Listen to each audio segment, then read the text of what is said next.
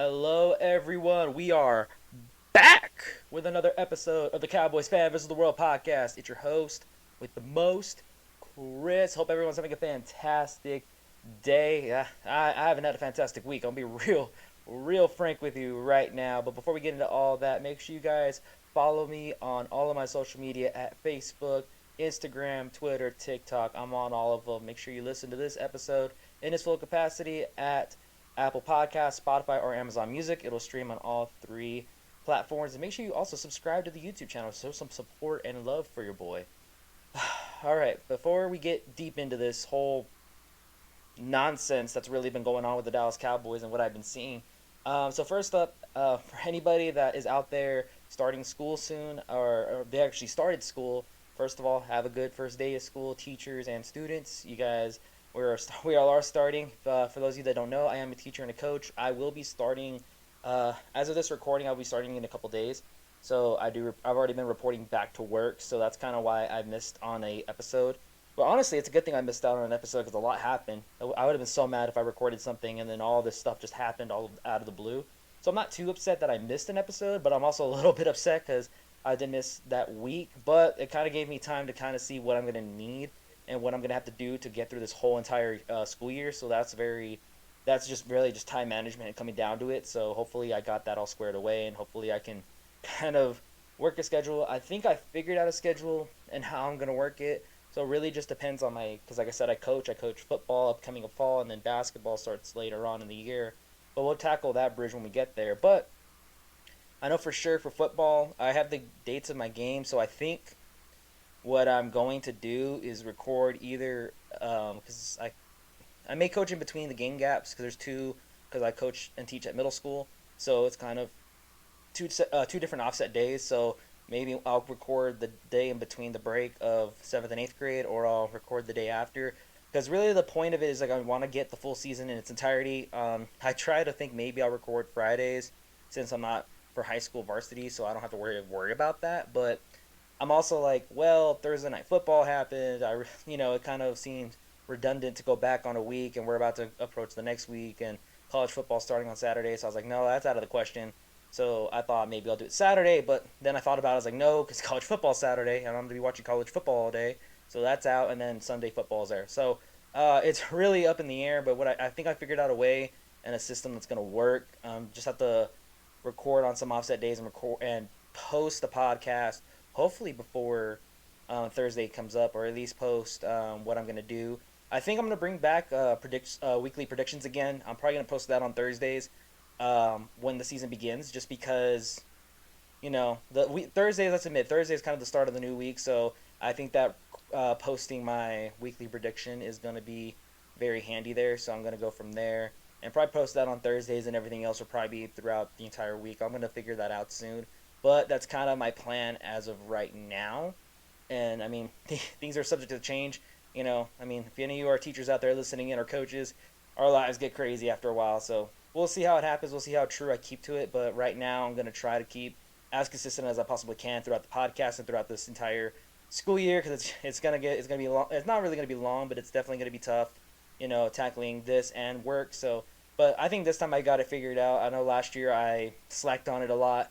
I only recorded episodes every now and then, but I think this time I have it a little bit more down. I know what to do and kind of get that all squared away and get that ready. So I'm very excited to get this year started. But enough about my personal life, enough about all that. You guys have an idea of the schedule, but let's get deep into this whole, Jesus Christ, this whole situation that's going on. So we're starting off with Cowboys talk. We always start with that. Why would we not talk about America's team?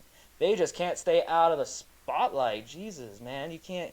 Seriously, we can't just stay out of the light. Like, we can't just mind our own business. It's horrible. Okay, so let's start from the beginning here. So before I get into the preseason game, yes, I did watch the preseason game on Sunday, I believe. Yeah, Sunday against the LA Rams. We're going to talk about the game and what I saw and what I think. Jesus, that was a lot to really breathe in there. But we're going to talk about I like to call it the war on three fronts here. Or the war on two fronts, sorry. Jerry Jones is literally fighting a war on two fronts right now. He's fighting with Dak and Ceedee Lamb with the whole contract, whole dispute there. The reason I don't say a war on three fronts because I think Micah will wait to get his money, so I think he's a little bit more patient. Like I said a couple episodes ago, that the Cowboys actually picked up his fifth-year option, so they have a little bit more time to work on getting him paid. I know they don't want to make another Zeke mistake where they pay him a lot of money up front when he still has 2 years left in his contract. But I mean, if you really, really think about it, I mean, the way the market's going, it really just depends on honestly how you set that all up. But Micah's not really the biggest problem right now. The biggest problem right now is, like I said, the war on two fronts here that Jerry Jones is facing, which is Dak Prescott and Ceedee Lamb. But now, instead of the situation that happened with Dak Prescott, which is the whole, commenting on the game and all that, now he's directing it towards Ceedee Lamb. So if you don't know what I'm talking about, about a while back during training camp, he did an interview, and this actually came out on Twitter. If none of you saw it, and he said that he has no sense of urgency to sign Ceedee Lamb. And oh my God, was I frustrated, because what do you mean there's no sense of urgency to sign Ceedee Lamb? Like, what do you mean there's no sense of urgency? And it frustrated me. It really did, because I didn't understand it. Because I mean, we obviously already sense that there is no sense of urgency because there hasn't been a contract done. No one has met. Ceedee Lamb still has not come to Oxnard. Haha, I got it right this time. Oxnard, California. He hasn't gone to training camp. He hasn't reported anything, and he's still holding out for a contract. Yeah, I can kind of sense there's no sense of urgency because we are in August. We are in August. The season starts in less than a month, or probably in a month by now. So we already started the preseason. What's the holdup? That's my question. What is the holdup? Like, why are we not putting a rush to that? Because if it was me and my team, I would be rushing the bananas out of this, because he is a top wide receiver that we need, and this offense needs to work. How can we not understand that? Especially after the preseason. I'll get to that in a minute. But the no sense of urgency comment it really bugged me, because how does he not? How do you not have that sense of urgency? Jerry has not learned anything from the whole years this has all been going on. He has not learned anything, is what I'm getting at. It was what I've picked up at this point. Is him and the Joneses have not picked up a single thing that has been happening. They already knew, right? They knew this day was coming, like last year. They knew this day was coming in the year prior. They could, or at least last year, they could have gave him the extension, before the markets got reset by Justin Jefferson. This was avoidable, essentially. This was all avoidable. We all knew this was coming, and we all knew the Dak contract was coming up. And this could have been avoided if they would have gave him their extensions at a more appropriate time. Preferably, if they would have done the extension with Dak Prescott before everybody else started jumping up in money, like Trevor Lawrence and all those other quarterbacks that started getting paid, because now he knows I'm better than Trevor Lawrence, I can get paid more. And Ceedee Lamb for sure, because if you have people like Justin Jefferson saying that Ceedee Lamb is better than him, that's even bigger, because now he's going to say, well, now I need that top money, because even the person that's getting paid top dollar right now agrees that I'm the better player. So fork it up, Dallas. And that's the problem here. And the no urgency just statement just baffled my mind, because no crap. We are not having that sense of urgency to sign Ceedee Lamb because nothing has been done. Nothing has been done. But here's the contradictory thing. This is where I'm not understanding what's going on, and this is where I'm like, who is taking the reins up there at this point? Because if it's Jerry, we're never getting any contracts done, because he turns around, or Stephen Jones turns around and says, yeah, the no urgency thing, like we're trying to, we're getting it done as fast as we can. We're trying to negotiate with Ceedee Lamb, and that's where I'm getting confused. Like, okay, so are we trying to get Ceedee Lamb in the building, or are we not having an urgency? Because I need to know which one. At this point, just come out and say what's going on. At this point, even if it is like, oh, we're trying to shift the blame, like say it is the situation where Ceedee Lamb is the one not accepting the contracts, I think at this point it's fair to say it. I think that'll help the Joneses, because it's like, well, we're giving him contracts. He's not accepting it. Here are the deals that we've given him, and he's not accepting it. But that's not happening. They're trying to work on work on those negotiations to make it work, but there hasn't been any updates. They just keep saying, oh, we're liking the progress that we're making with the negotiations. What's the progress? Like, where are we at? Like, are we at he's coming to the table? Like, we're meeting with him? Like, he's finally coming to the building and talking to us? Is it, hey, he's finally, like, is he not showing up? We're just making calls to the agent? The only person that we've been talking to is his agent? Like, what's the progress like? That's what I want to know. because the Dak situation, it was a little bit different because they were talking to Dak. Dak came out and said, yeah, we're trying to figure that out, but I'm focused on the season. His agent has came out and said, we're working on the offers right now, and they're contacting me. So they've gotten contact, but CeeDee Lamb, who knows what's happening there? That's the biggest one we don't know what's going on about. So if all that's not happening, and you have Jerry saying there's no sense of urgency, and then you have Stephen Jones saying, oh, well, we're working on it, we're trying to figure that out. Which is it? Like that's my question. Which are we doing? Are we figuring it out or we're not figuring it out? Because I can't have this whole we're maybe figuring it out. That doesn't exist in Cowboys Nation. Okay, that doesn't exist at all in any organization. If we wanted a world like that, we'd be the New York Jets. But in any case, we're gonna talk about that a little bit later too. But in any case, here we're on day whatever at this point. We're on day over 100. CeeDee Lamb still has not gotten an extension. And this is the worst of it all. The worst of it all is that he took off America's team on his Twitter. All right, And then the worst of it is that he put Hollywood Brown and CeeDee Lamb together, insinuating that the Chiefs might try to make a move for CeeDee Lamb in free agency if CeeDee Lamb becomes available. Now, I don't blame him, because imagine adding CeeDee Lamb to Travis Kelce and Xavier Worthy and Hollywood Brown, all for Patrick Mahomes. So basically, Patrick Mahomes would have the Baker Mayfield treatment at OU because he would have two of those players. One of the best receivers in the league, one of the fastest players in the league, and Hollywood Brown. And Travis Kelce on top of all of it? Jesus, no. We cannot make the Chiefs that powerful. We cannot. Because that would be... I think I would not watch the NFL if that actually happened. I think, I would honestly sit there and say, I'm not watching football. If they go undefeated and never lose a game, and they go a perfect season, I have no idea how anyone in the NFL would try to stop that giant juggernaut of a team. So we can't allow that. But if I don't know if that's, I'm pretty sure it might be CeeDee Lamb's way of saying, hey, man, I got options. I got people talking. Who wants me? People want him. Right now, I'm more surprised he hasn't requested a trade. Knock on wood here, but I don't have any wood. Wait, hold on. There's a door right here. Wood. Not mahogany, though. But there hasn't been a request for a trade, so that's been a plus right now. That's the only thing not making me lose my mind today. Like I said, as of this recording, there hasn't been a request for a trade. So he clearly still wants to stay in Dallas. So I don't think that's the problem. It's just getting the contract done, because we need to get it done as soon as 2 months ago. That's how fast we should have had that conversation. So, and now I think this is just more CeeDee Lamb trying to push the envelope and saying, hey, I have options. Either you fork up the money or I'm gone. After this year, I'm gone. And I'm not really scared that because he's not at training camp, it's going to screw things up. He's worked with Dak for 4 years. I don't think anything's going to get screwed up. He's worked with him for about 4 years now, and they're rocking and rolling. And I think he's been working out with him side workouts before they attended training camp. They were doing workouts and all that, and he still posts videos of him running routes and working out. So I was like, okay, cool. He's in the lab. He's working, but he needs to be working with us. He needs to be in Oxnard right now trying to get everything ready for the upcoming season. Because, oh, my God, after what I saw in the preseason game, I know it's game one, but we'll get there. We'll get there. I'm jumping ahead. But the moral is, it gets even worse, right? You would think it would not get any worse, right? Because you already have Jerry Jones saying, oh, well, there's no urgency. Then Stephen Jones saying we're trying to figure it out. Then you have CeeDee Lamb taking down all the Cowboys, all the Dallas Cowboy tag stuff, and maybe hinting to the Chiefs. This gets worse.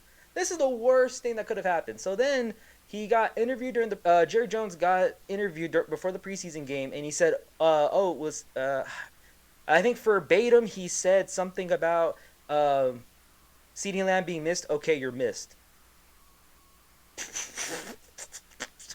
What?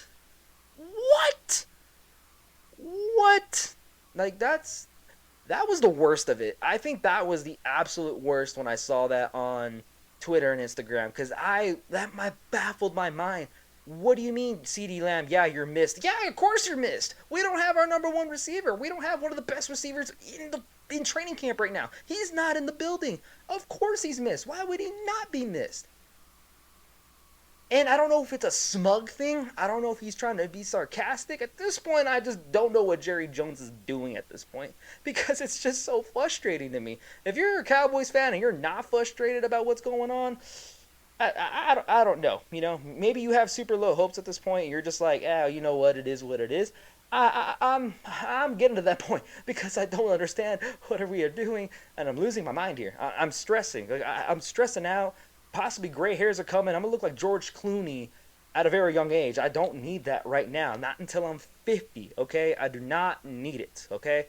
However, this is it's just being a frustrating situation. It's been a frustrating summer because it's like pulling teeth with Jerry to get these guys the money, you know. And the worst part is he's not denying his level of work. I know he came out and mentioned that he doesn't deny the level of talent and skill that he's at.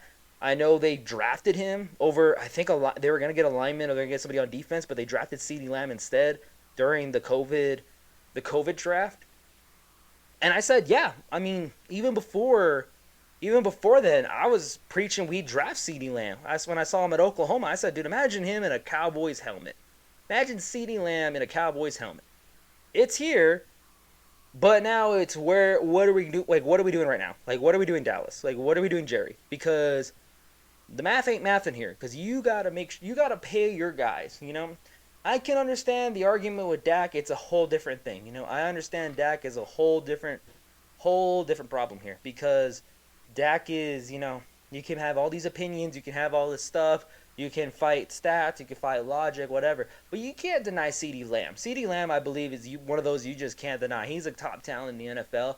He's top 5 at receiver at most. Actually, at most top 3, minimum top 5. You know, very, very minimum top 10. You could put him in the top 10 for sure, or you could put him top 5. Max top 3. You can argue top 3. So why don't he just get paid? Like, let's just get paid. And the worst part of it all is that the longer we're waiting on these contracts, you know someone else is going to get top dollar. Like I said, we waited too long. Justin Jefferson got paid. They waited too long on the quarterback situation. Trevor Lawrence got paid.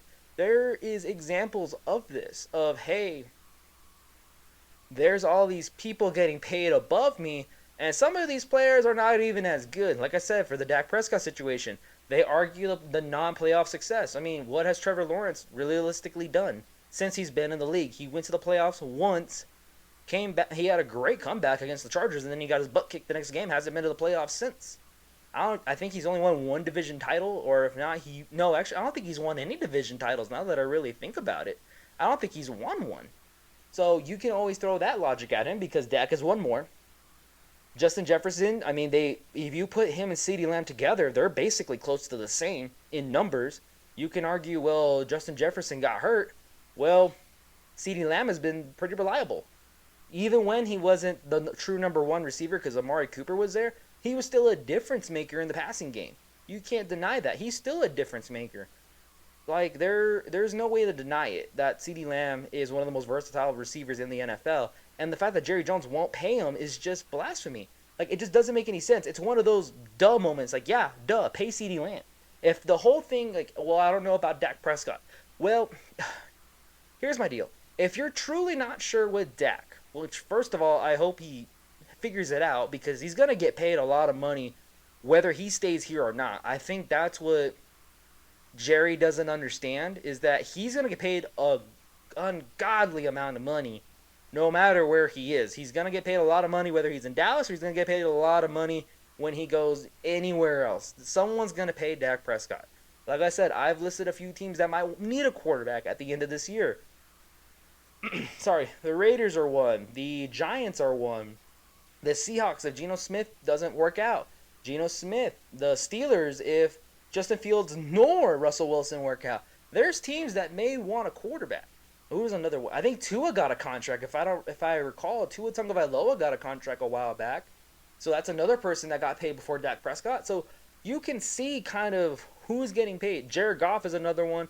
Which, by the way, if Kirk Cousins could get a 4-year contract after coming off an Achilles injury and he's like really old at this point, how is Dak not getting the extension, man? Like, how is he not? Because I don't think Kirk Cousins is better than Dak Prescott, and so, boom. I guess I'm kind of arguing in circles here, but you guys get the point I'm making here. You can make the arguments with Dak Prescott, Ceedee Lamb. I mean, come on. You can say he's better than a lot of receivers, and you can say he's definitely elevated the offense, especially last season. Because last season they tried to evenly spread the rock, and he said, "Give me more targets. I promise we're gonna get better." And that's what he did, and he took over the game. There were times where he was the top receiver in a game, even when the Cowboys weren't looking so good. And I swear, if somebody else brings playoff success, what can he do when the quarterback's not playing good, or he's getting sacked, or the defense is allowing 40 points a game? What can he possibly do? There's only so much that man can do, but what his best foot forward, his best game, he's unguardably one of the best in the league, or if not the best. On his best game, on his best day, he's the best receiver in the NFL. You cannot deny that. You can argue with him up there with the Tyreek Hills, the Devontae Adams, the Jamar. You can argue he's better than Jamar Chase. You can argue he's up there with Justin Jefferson. There's a lot of ways you can argue CeeDee Lamb and why he should get paid. Because at the end of the day, he should. He was top 3 in most of the major categories in the NFL last season, and I believe he was 3rd in touchdowns and 2nd in yards, or flipped. It was one of those two, but he was top 3 in touchdowns and yards last year, which helped Dak Prescott because it made him top 3 in most of the other QB categories. So what's the nonsense of urgency is what I'm really getting at here with Jerry Jones. Like, why is there no sense of urgency when clearly he has earned his money and he has earned it? So why are we saying all this stuff? And CeeDee Lamb, yeah, you're missed. Yeah, you no kidding, he's missed because there's no 88 on that team there in training camp. I think even Des Bryant came out and said, like, what are they doing over there? Like, why is CeeDee Lamb not paid? So if you have if Des Bryant does like to talk, I mean, kudos to that guy, one of the best trash talkers out there. But if he's talking mess about his own old organization, that is a giant problem because he bets on the Cowboys every time. Every time he bets a lot of money on the Cowboys. I know he won a lot of money from, like, I just follow him on Instagram and Twitter. He wins a lot of money. He won a lot of money last year. And I think he's like a owner of a party bus company, or he does like tailgate, something like that. Really cool stuff, by the way. But I know that he bets on the Cowboys a lot, and he's having real critical doubts about what's going on in Dallas. And it's not even like bad doubts. It's like him wondering why isn't any of these two guys paid, or one of them paid. I think that's a giant issue. Like I said, as of this recording, neither Dak nor CeeDee Lamb has gotten paid. So things could change. Hopefully this week things will change after what we saw in the preseason. I'm gonna get off this topic because I'm heated. I'm about to get more heated when we continue this. So keep moving on through Cowboys talk. Preseason started. That's right. We are back with more football, NFL football. The preseason. So the preseason, I know not a lot of people take serious. It's kind of just to see like how the first round draft picks do, kind of see what's going on there, how they're going to be, kind of measuring up to the talent. I know right now there's a lot of QB battles. Obviously, Justin Fields right now is going to fight for his spot. I think Bo Nix had a good game. But let's stay on the Cowboys because, man, what happened this preseason, I think, is a direct correlation to why we should pay one of those two guys to come in. Because that wasn't good. I ain't going to lie. The score was 13-12. We played the LA Rams, and it wasn't good. I'm gonna start with the good. The defense looked good.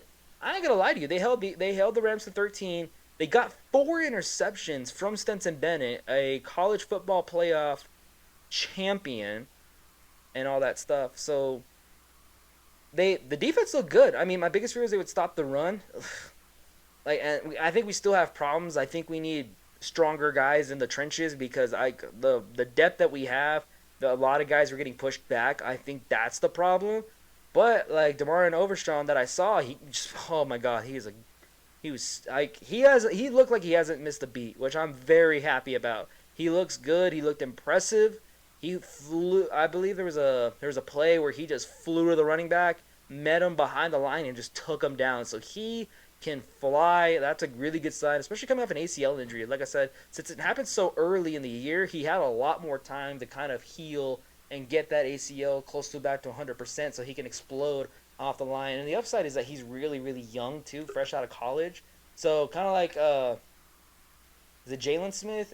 Jalen Smith. If you all remember the Notre Dame linebacker that we had, who had like a terrible spine injury, and he came back, and he was a really good linebacker for us, really good pass coverage, and a blitzer. So hey, it can happen. So that was one of the good things. Brandon Aubrey, oh man, what would we do without Brandon Aubrey? Because wow, that was chef's kiss. The only reason why we even stayed close in the game was because of Brandon Aubrey. But now let's move on to the bad. Like I said, the representation of the first preseason game kind of just correlates to why we need to pay both those players. Because so Cooper Rush started the game. He went 2 for 3 for 44 yards. He had a dime pass to, I think, Flournoy was his name, the wide receiver, or no, it was Jalen Brooks. My bad. Jalen Brooks caught the pass, and that was it. That was really the only highlight play that I saw on offense. Everything else was just 4 turnovers. I just got to say, 4 interceptions. The defense forced 4 turnovers, and we only got 4 field goals out of it. That is a sign that your offense isn't good. That's literally what the sign is that your offense can't move the ball. Granted, I understand that it's the preseason and it's backups, but we got 4 turnovers. That's at least 1 touchdown. You have to guarantee at least 1 touchdown. Because I bet you if we would have scored 1 touchdown on any of those 4, we would have won, what would it have been, like 19 or 20 to 13. We would have won by, they would have needed to score 1 more touchdown and kick the onside. Like, there is no way we should have lost having forced 4 turnovers. Like I said, if you forced 4 turnovers and no touchdowns, your offense is bad. That's literally the sum of it. Your offense is not that good. Or at least the personnel you got. And the worst part of it all was Trey Lance. He didn't turn the ball over, which is good. 25 for 41, 188, no touchdowns, no interceptions, 3 sacks. I did like the progressions that he made, and he kept his head downfield, which I know he learned a lot of that from Dak. But like I said, a former first-round pick. He was traded for. They traded to get him. And he can't move the offense? He can't? You're a top pick in the draft. You were a former number 1 pick. You should be schooling these third stringers, second stringers. You should at least be scoring and throwing the ball pretty well. Like, I just saw him struggle. I saw a lot of struggle. Well, I also saw the O-line kind of struggle whenever we threw in our depth, because that didn't look good. But it was, like I said, it was just it was hard to watch, because I mean, I think I don't even remember what happened in some of the game. I just know it was 6-6 for the longest time, and that was my scare, because it was like I knew it. I knew I had a bad feeling about it, because I knew that we're gonna Trey Lance is the future. He didn't score a single touchdown against third string players. Now, granted, like I said, he was playing with the bench, but at the end of the day, like, still he should have at least scored a touchdown on one of those 4 interceptions. He should have at least plugged it into the end zone. And there were throws that he missed. Like, there was a couple where he just threw it behind him. He threw it too far. Like, easy passes, I felt. You know, there was only a couple where I could understand it was a little tough. You know, he had a good pass, like, in a tight window. And I think it was to Cropper, I believe was his name, number 16. He had a good pass to him. Other than that, and he was able to extend the play with his legs, but that's really it.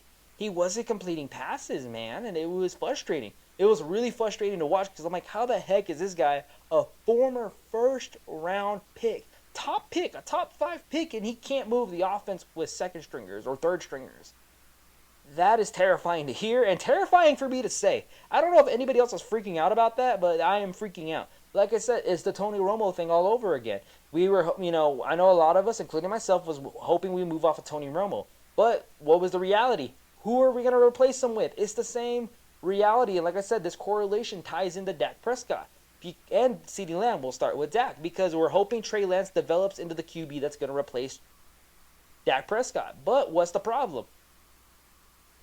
He can't move the ball with second and third stringers. Granted, like I said, there's second and third stringers, but still he should be able to move, at least get into the end zone at some point so we can run the ball in. So that was very concerning. And then now let's move over to the receivers, because the receivers had a lot of them had good reps, but are any of them close to replicating what CeeDee Lamb can do? I do not think so. I don't think there's really anybody else on that roster that can replicate CeeDee Lamb. The closest one is Brandon Cooks. And that's just because he's been in the league forever, and he's been in the league with almost every team throughout his entire career, which is super weird. He's probably a number two, maybe a sub number one at best. He's a pretty good wide receiver. Don't know why everyone trades him everywhere, but at the end of the day, like I said, CeeDee Lamb is better than all those receivers, which is obvious. And the only closest one that can replicate to the damage that he can do is Brandon Cooks. He's the only one that's close enough. You can maybe argue Jalen Tolbert because everyone's praising that he's going to take that next step. Hopefully he does, or Kavontae Turpin. But who knows how often we're going to use Kavontae. And I believe Flournoy was another receiver I heard buzzing around that he may come in and battle for that number 3, number 4 receiver. But like I said, there is only so much I saw. Or Jalen Brooks, I think, was another one. Those were the two main ones I heard in training camp. And it's still, like, it's not enough. Like, having a good catch with Cooper Rush is fine and all, but that's not going to replace CeeDee Lamb. Like, that is my big thing right now, is that if Jerry thinks that after seeing this game, yes, we're going to roll with that and go into the season, absolutely not. Absolutely not. Unless one of them just breaks out the next 2 games, which I highly doubt is going to happen, we can't roll with that. We just can't at all. So that is like my problem right now with how that is going on. Now, let's go to the correlations here. Like I said, Dak was one because they try to find a replacement for Tony Romo before Dak came in, and like I said, there wasn't anybody that could replace him. And then Dak came in, and we found his replacement. I think it's the same situation. They're trying to force something with Trey Lance to be that replacement for Dak if they just don't want to sign him, or if they're like, you know what, we're going to part ways after the season. And he can't. He's not even above Cooper Rush. If Cooper Rush is having a better game than you, that kind of shows where you're at right about now. That should just show where you're at with backup quarterbacks. Like I said, Cooper Rush was able to hold his own, but then again, I always say this, Cooper Rush has been with the Dallas Cowboys for like 6-7 years. I hope he can run an offense. I hope he can run that offense because he's been around for so long. So yes, I hope he can run the offense. Trey Lance came in, about last year, 2 years ago, and I still haven't seen enough. I still haven't. I'm glad he's trying to not get injured. I think that's great. He's not just looking to look down and run. Like I said, I'll give him his props. He kept his head up, looked downfield to try to find the open man. Like I said, I'm sure Dak and Cooper worked on him a lot for that one. But like I said, at the end of the day, that's not enough to replace Dak. If he had like 3 touchdowns and replicated what Dak did his rookie year in the preseason, where he was just dotting up the defense with some of the players, I think we'd have a whole other argument here. But we don't, because Trey Lance has not made that next step forward for the Dallas Cowboys. If we're just going to force him to be that next quarterback, we're in it for a long haul, because that is tough to witness. Like I said, maybe something will change in the next 2 days, and okay, maybe he can be it. But right now, from what I saw, besides the no turnovers, I'll admit I did like him not turning the ball over, but 26 for 41 just isn't good. That's a little below 50%, or maybe a little above 50%. Let's do the math here. 26 divided by 41, that is 63% passing, which is not bad. It's above average, but 188. Like I said, 4 turnovers and you can't even punch the ball in. That's not good. Like I said, that's a sign of a bad offense. Now let's go over to the correlation with CeeDee Lamb. I stress this comparison enough every single time we talk about this. What happened when we didn't have a number 1 wide receiver? What did we end up doing anyways? We ended up trading for a number 1 in Amari Cooper. Like I said, the farthest one I can think of is Dez Bryant. We had Dez Bryant. It was going really well, and then we released him. Thinking that Michael Gallup's going to replace him. Like, oh, well, we're gonna rely on Michael Gallup to replace Dez Bryant. And use Cole Beasley, and use these other weapons that they have. And how did that go for us again? How bad were we when we didn't have a number 1 wide receiver? How often did Dak Prescott get talked so much trash about? Because I remember that year.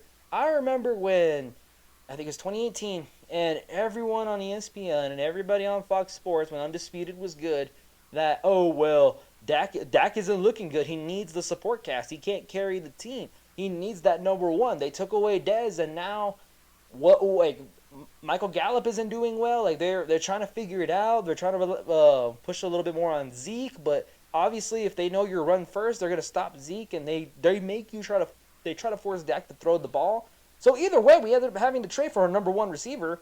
Either way, we had to go get one. So it wasn't like, oh hey, let's just use the talent we drafted so we don't have to pay somebody. No, it's kind of need that number one, buckos. And that's the comparison I make all the time because watch, we got Amari Cooper. How much better did we get with Amari Cooper coming in than compared to without Amari Cooper being there? How good were Dak Prescott's numbers when Amari Cooper came in? Does nobody remember the overtime win where he bobbled a catch and won the game against Philadelphia? I remember it because I was actually there at that game. That was a lot of fun. I was really mad though. I thought we blow out the Eagles that game and leave early, but it ended up being overtime and we stayed for the whole game. Still, either way, an amazing experience. But like I said, he was a number one. And guess what that opened up? Michael Gallup and whoever else we had in. Then we drafted Ceedee Lamb with Amari Cooper. So we had borderline two number one wide receivers in the offense right then and there. So that should have gave us hope right then and there. And then obviously we trade Amari Cooper, which I felt we could have gotten a lot. We could have gotten a second round pick to be honest with you, but maybe a first, or something. But anyway, but either way, like you look at it, we moved on from Amari. We got Ceedee Lamb. He ended up being the number one. He proved to be a number one. So what is the common denominator here? We need a number one receiver to make this work. Is what the common denominator is. Just answered it for you. We need that. We cannot not have that right now. Brandon Cooks, yes, a really good wide receiver. He was a really good pickup in the offseason last year. However, he is a speed receiver, and he can only go so far. He's not as fast as Tyreek Hill. I think he's a little bit of a better route runner, but his speed can only get us so far. And what happens when they just cover the speed in the deep route? Now we got to hopefully Jalen Tolbert can make it work, or Jake Ferguson. But guess what? That just ends up adding more people to add to coverage, and now we don't have anybody open. Now we're back to the same problem we were in 2018. Because like I said, there's no way we can try to run with that and make it work. Because it's not possible. CeeDee Lamb needs to be there so that way he can get all the attention and open up the field for any other guys. Like I said, this past year, whenever he started dominating the NFL, they started double covering him, and guess what? Now Brandon Cooks got open. Michael Gallup got open. Jake Ferguson had a monster year. So what's the problem, And now we're trying to replace him with the talent we got or the talent we drafted. Here's my issue. None of them come even close to replicating CeeDee Lamb. None of them come close. So that is very hard. I know obviously right now it's very hard shoes to fill, but that's essentially what Jerry Jones is asking from his wide receivers. Because, there's no urgency. Like I said, there's no urgency to bringing back CeeDee Lamb before the season begins. So if it's really truly about replacing him with the talent that we drafted or we brought in, it's not enough. I'm sorry, it just isn't. It isn't enough.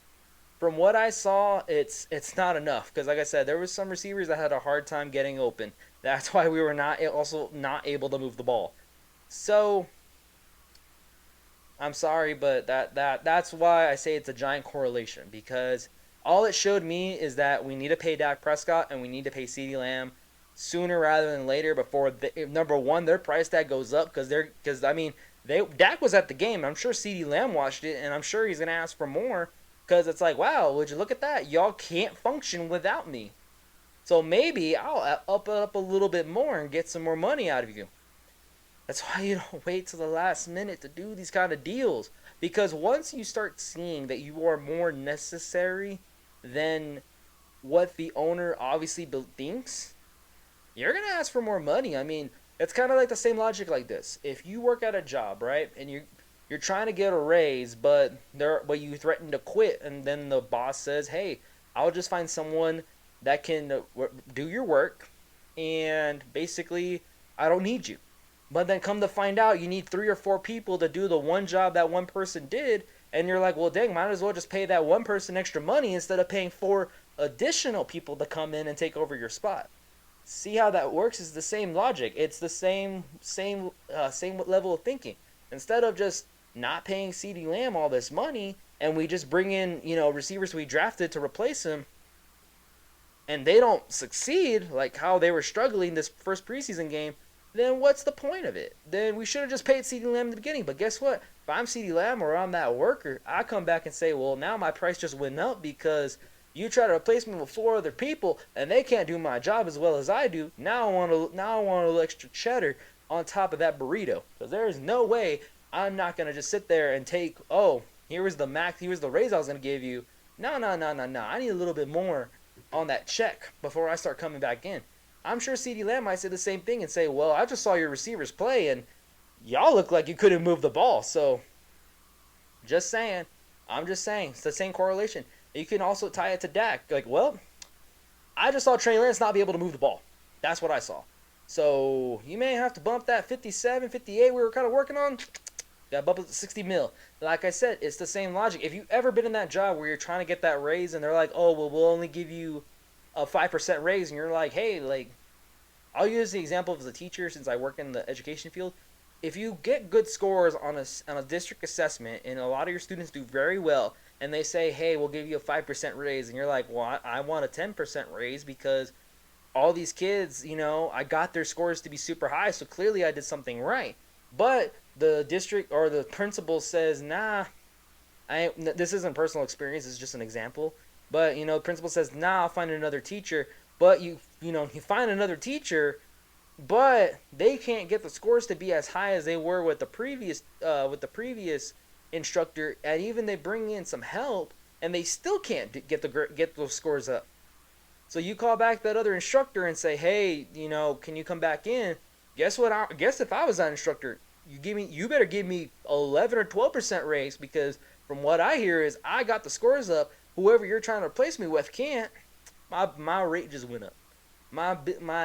The payment for my services has just increased. Let's look at another example. Let's look at a mechanic. I guess a mechanic's a better way to put it. You're one of the top mechanics in the shop, right? And you do your job pretty well. You have a pretty high success rate, customer satisfaction through the roof. Hey, I want to get that 5% raise. Let's use 5% again as an example. And they're like, oh, I'm only able to offer you 2. And it's like, what the heck? I have top customer satisfaction. Everyone comes to me about their vehicle problems. I help train everybody. Why am I only getting 2? I should get 5. And they're like, well, we'll just find another mechanic. And they go to another mechanic in the shop and say, hey, we need you to do all this stuff. And they can't even nearly do it as good as the other mechanic that was there. So now they go back to the original mechanic and say, hey, we'll give you that 2%. Guess what I'm going to say if I was that mechanic? Shoot, I just bumped it up to 7 because you just tried to replace me and clearly it didn't work. You better give me 7 or deuces. My point is this. That's what the problem, and that's what I saw in that first preseason game, is that Dak and Ceedee do need to get paid, but now I'm scared that they're going to request a little bit more because of how big of a necessity that they are going to become due to how the Dallas Cowboys have played in this first preseason game. Now, y'all may say, hey, it's only game 1. Everyone's got them NFL jitters. And I can get behind that to an extent. I can get behind dropping an easy pass and saying, or getting hit pretty hard saying welcome to the NFL. But when you have a quarterback that was a former high first round pick that the 49ers traded for, and you can't even move the ball with third string or second. He played with the second string for a little bit before the rest of the third string came in. So if he couldn't even score with them or make those passes, then we may have a lot on our hands, and I think we got a bigger problem. Same thing with the receivers. If they're having a struggle trying to get open and trying to, help out Trey Lance and Cooper Rush, I think we have a bigger problem on our hands than that's. Even though we have depth, we can't replace either of those 2 guys, and it's going to be very hard. So either you're going to have to fork up more money, or we're going to have to hope somebody in the draft is going to be able to replace Trey Lance or Ceedee Lamb. I hope it doesn't come to that, because I don't want to see Ceedee Lamb go. I love Ceedee Lamb. He's one of my favorite players. Loved him at OU. I loved him when he came to Dallas. Dak, fan of his. I saw him at Mississippi State when he was number one. He took down Alabama. He was a Heisman finalist. Came to Dallas, drafted 136, round four. I saw the draft pick. I bought one of the first Dak Prescott jerseys whenever he first played as a rookie. I think I even have a Rookie of the Year Dak shirt somewhere. I think I have it in my closet. I'll have to check again, but you guys get what I mean. Like, hopefully those two will stay. Like I said, I know there's a little bit of that fight with Dak. I've already made my case with Dak about why he should stay or at least get a contract extension. Ceedee Lamb is a necessity. Ceedee Lamb is one of those, we need him here, and we needed him to stay 2 months ago. Alrighty, so moving on from that depressing segment, we're moving on over to around the NFL. So obviously, on this podcast, we talk a little bit not just Dallas Cowboys, we also talk about what's going on around the NFL through the eyes of a Dallas Cowboys fan. So let's keep her going. So first up, this was actually kind of crazy. This was one of the crazier ones. We're back. Speaking of wide receiver problems, Brandon Ayuk. We're talking about him again because wow, everyone's annoyed at this point. So I think it was the Brown? Yeah, the Browns and the Patriots made an offer, and he said no. Oh, that was funny. Yeah, the 49ers got a bigger problem too because that is nuts. They're trying to trade Brandon Ayuk now because I guess he's being more of a distraction at this point than he's worth. So they're trying to get rid of him, and he's saying no. Which I did find this a little odd because the Patriots did uh, have a trade offer and had a contract ready, which would have made him one of the top five highest paid receivers in the NFL. And he said, no, I don't want to do that. I thought that was a little bit odd because I know the Patriots are in hunt of a number one wide receiver, especially after releasing Juju Smith-Schuster. I thought that was a really big shock, drafting him, releasing him because they don't have anybody a wide receiver in my opinion. So hopefully they figure that out. But the fact that Brandon Ayuk said no to them and he doesn't want to go to the Browns because he doesn't like the situations of the quarterback situations, here's my thing. If you really want to get out of San Francisco, I don't think you'd be a chooser at this point. I think if you really want to get out, you'll get out.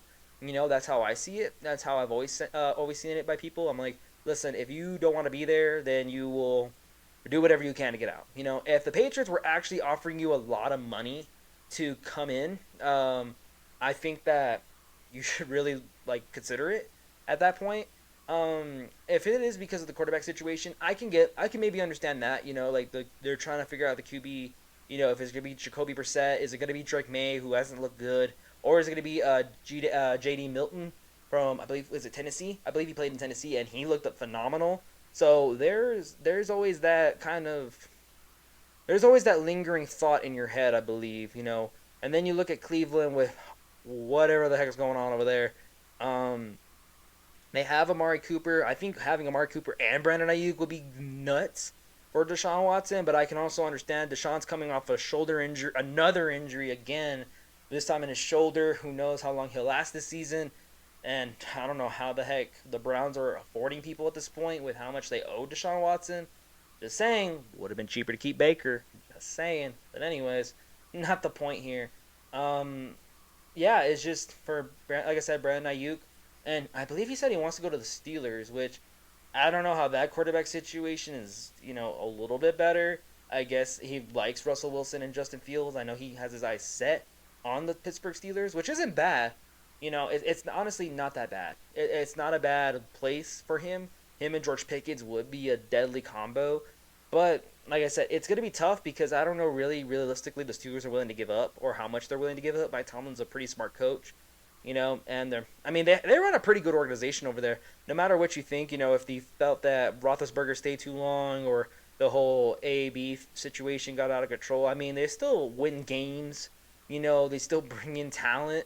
Like I said, Minka Fitzpatrick, paying T.J. Watt is another one. I think really just the quarterback after Roethlisberger has been a roller coaster of a ride. Keeping Mace Rudolph and all of them. Jeez, that was a disaster, but Kenny Pickett was another bust that they should have maybe not gone with. But, at the end of the day, Mike Tomlin finds a way to win. So that's kind of, that's something to cheer for if you're a Steelers fan. I know right now they're at a big quarterback not really a quarterback problem, but I think it's a good situation to have. They have Justin Fields who's balling out.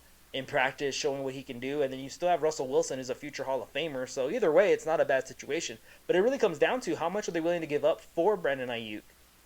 So I have no idea how much they're willing to give up. I don't know how long this whole situation is going to last, or even if they're going to trade him. As of right now, nothing. So nothing has happened. As of this recording, nothing's happened. So we'll see. But although, what I am interested is like what's going to happen really with the 49ers if they do decide to trade him, because I know he was one of the big pivotal points of this offense. Because I looked at the receiver documentary, the NFL receivers, and Debo got hurt a lot. Kind of like thinking about it, I'm like, yeah, Debo was hurt a lot. I don't know what it was. He just had the injury bug this year, and I mean, if you don't have a number one, I believe the rookie out of Florida is hurt too. So they're just getting hit with the injury bug left and right. Hopefully those guys will be all right. Just kidding. Don't. Take a step back. I'm just kidding. I really don't wish ill will on people. But you know what I mean, though. If they are going to be stuck like that, if they're going to be hit with the injury bug, I think at this point it'd be safer just to pay him or figure out something with him. Because even if it's, dude, just give us your best. We promise we'll trade you next season. We just need to get through this year. And if we win a Super Bowl, let's come back and talk about you staying. I think at that point, it's just negotiation tactics at that point and kind of just rolling from there. But we'll kind of just see what happens with that whole situation and how it all unfolds. Alrighty, so looking at another team that's losing their marbles, the New York Jets, Jets. Wow, they are losing their minds over there. So Hassan Reddick, who left the Philadelphia Eagles over the offseason and requested a trade, got traded to the Jets, still hasn't gotten a contract, and he has actually requested a trade from the New York Jets. Now, before I started this podcast, I did see the Jets release a statement saying all this stuff about, hey, like, we're not going to trade you. We're not going to trade Hassan Reddick. He has a responsibility. He has a responsibility to go play. If not, they will continue to fine him per CBA and kind of just go from there. Obligation. He has an obligation to be on the field with his teammates, but if he doesn't, they'll continue to fine him. He requested a trade, and he is not going to play. Now, here's my question if I was a Jets fan. Why are they pulling this right now? The Jets knew that he wanted to get out of Philadelphia because they weren't going to pay him as a top 5 rusher.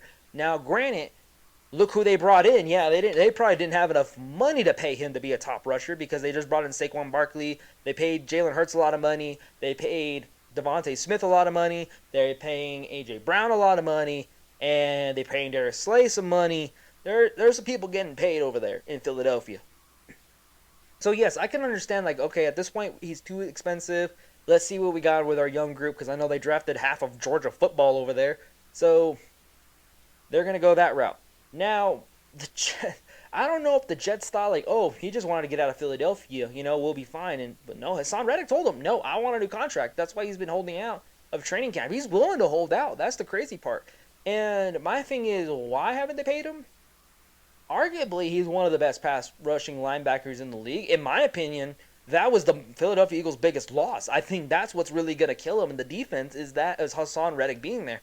Like I said, because they lost Fletcher Cox, and now Hassan Reddick is gone. Hopefully, their new linebackers can just come in and, take over, and their new defensive backs that they drafted will help, flow right in. But, I mean, we'll have to see. But Hassan Reddick at least was a guaranteed game changer. Yeah, you can argue during that Super Bowl run that Hassan Reddick was a big reason for the Super Bowl run, which I honestly think was one of the biggest. Like in that year they picked up Hassan Reddick. I think I came out here live, or I know I told a friend in confidence that is going to be the biggest difference maker for the Philadelphia Eagles is Hassan Reddick, because I know how cold Hassan Reddick was. And he is a difference maker on defense. He just wrecks havoc. If you're like getting momentum as an offense, he can just come in there and just destroy it. So I know that was a giant problem having Hassan Reddick for the Philadelphia Eagles. But like I said, you can argue he was one of the biggest reasons why they made that run for the Super Bowl. This past year, you could say he was one of the best spots of that defense was Hassan Reddick's pass rushing ability. Now that the Jets got him, and I saw the Jets grabbed him, I was like, whoa, they got a squad on defense, but now it's a possibility he may not even play until he gets a new contract. It's just, if I'm the GM, I'm thinking, if I'm the GM, like, why are we not paying him? If I'm Robert Saleh, I'm like, dude, what the heck? Why are we not paying him? Like, he is one of the best pass rushers in the league. Why don't you want to pay him? I don't know. Like I said, if the Jets thought, oh, he'll come here and play on the contract, even though he literally left Philadelphia because he didn't want to play on his contract, there's just, I don't know. Logic is running out the door in the NFL at this point, but I really don't understand it. I hope that Hassan Reddick does get his money because there ain't no way. There ain't no way he is not getting his money.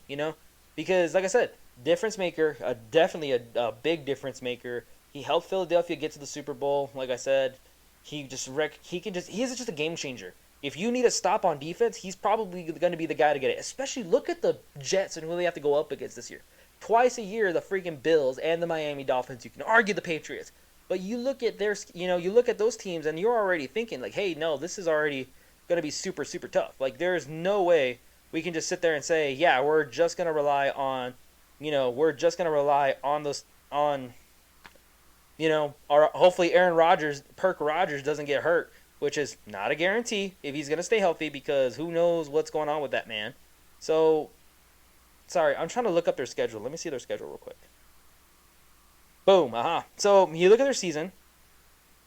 The 49ers is their first game. Then they got the Titans, the Patriots, the Broncos, the Jets, the Vikings, the Bills, Steelers, Patriots, Texans, Cardinals, Colts, Seahawks, Dolphins, Jaguars, Rams, Bills, and Dolphins.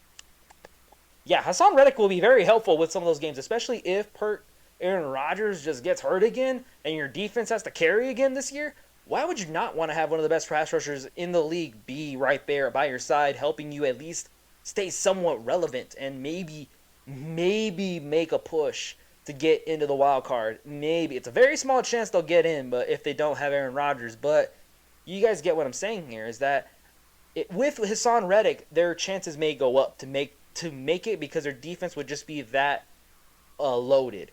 But without him, I mean, the defense did decent last year, but definitely with Hassan Reddick being there, it'll just be a difference maker. And if Aaron Rodgers stays healthy throughout the rest of the year, it'll work out for him. But at the end of the day, I mean, the Jets got to pay him. Just pay the man. Please don't pull the Dallas Cowboys, because right now we're at odds with 2 out of our 3 players, and one of them is in that training camp, and we are losing our minds. Don't lose your mind over this. Just pay Hassan Reddick, and I'm pretty sure you guys will be fine. Alrighty, so last thing for around the NFL, the number 1 pick, Caleb Williams, debuted the other day for the Chicago Bears, and he looked pretty good. I ain't going to lie. Do I buy into the hype of Caleb Williams? Not yet. Here's why. I think once I see him in the regular season, I'll buy into it, because I will say the no-look pass was clean. The way the line moved, he just dumped it off to Swift with a no-look. I mean, I'll admit it was a pretty clean move. Very Patrick Mahomes-esque of a move. But, like I said, it's really going to come down to like what else I see from him throughout the rest of the preseason. I predict he's going to play. He may not play the last game, but he definitely will probably play week 2. If he does play week 3, it'll probably be very minimum just to kind of get his arm loose and then call it a day, just to get him ready for the playoffs. But, I mean, I do want to see that combination with him, DJ Moore, and Keenan Allen, and DeAndre Swift, and I think Mooney's still there, if I remember correctly. So, and then them building the offensive line. Their defense is pretty good. So, I do want to see that combination. Like I said, Caleb Williams did have a good outing. It is NFL debut. I'm not buying the hype yet. Not yet at least. I got to see a little bit more, and maybe a couple NFL regular season games, and then maybe I'll buy into the Caleb Williams hype. I did like him in college. Don't get me wrong. Former OU player. He came back against Texas and won the game after Spencer Rattler got benched, which was, thank you. God, he was not as great as everybody thought he was going to be, at least at Oklahoma. But I know he was really good, and then he moved to USC with Lincoln Riley. And I mean, he had a good year. He won the Heisman. It's overall record, it wasn't the best, but he still put up really impressive numbers despite having not a very winning season. So I do think that he will be hopefully what the Bears needed at quarterback, because the best quarterback they've had in Chicago was Jay Cutler. Statistically, don't come at me and say he's not the best QB the Bears have ever had. No, statistically, Jay Cutler has been your quarterback and the top quarterback. That is very sad to think about. But hopefully Caleb Williams does work out. He does look good. Like I said, he did look good in his debut. Hopefully he gets some more reps and kind of just prepares himself for the regular season. I don't think he'll play week 3. If he does really good in week 2 of the preseason, I think he won't play week 3 just so they can get him ready for the start of the season. But we'll see what happens. Like I said, Caleb Williams did look good for his first preseason game in the NFL. I'm really curious to see how that giant combination of really good receivers, Keenan Allen, definitely one of the top in the league, along with DJ Moore and DeAndre Swift, and just the backfield. It's gonna be a challenge. Whoever goes against the Bears, I will admit that it's gonna be a challenge, and that NFC North is looking scarier and scarier unless you're the Vikings. But alrighty, everybody, that's going to wrap things up on this episode of the Cowboys Fan vs. the World podcast. Make sure you follow me on all of my social media, Facebook, Instagram, Twitter, TikTok, you name it, I got it. Make sure you subscribe to this YouTube channel, and on top of that, make sure you listen to the podcast on Spotify, Apple Podcast, or Amazon Music. It'll stream on all 3 of those platforms. I will get hopefully this episode out pretty soon. Maybe YouTube will be done by tomorrow. It'll be up. Everything else will be uploaded probably tomorrow night. I'm not too sure yet. Make sure you keep an eye out on that. Get everything uploaded to TikTok. Hopefully you guys have an amazing week. Fingers crossed we just get Ceedee Lamb back in the building. Fingers crossed. But until next time, I'll see you guys later.